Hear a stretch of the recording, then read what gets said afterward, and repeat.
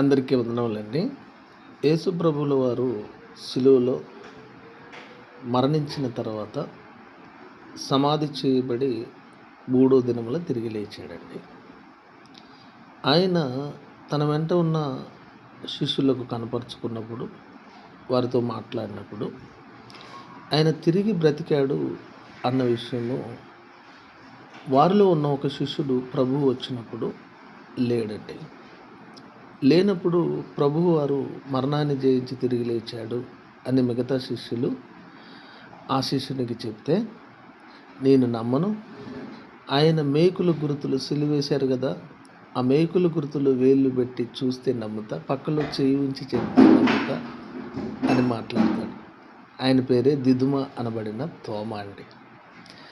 అప్పుడు 8 దినములైన తర్వాత ప్రభువుల వారు మరలా తిరిగి వచ్చి ఆయనతో పలికిన మాట ఏమిటంటే, యోహాను సువార్త 20:27 తర్వాత తోమాను చూచి, నీ వ్రేలు ఇటు చాచి నా చేతులు చూడుము, నీ చెయ్యి చాచి నా ప్రక్కలో ఉంచి అవిశ్వాసివి కాక విశ్వాసివై ఉండవలెను. అందుకు తోమా ఆయనతో, నా ప్రభువా నా దేవా అన్నాడు. యేసు, నీవు నన్ను చూచి నమ్మితివి, చూడక నమ్మిన వారు ధన్యులను అతనితో చెప్పెను.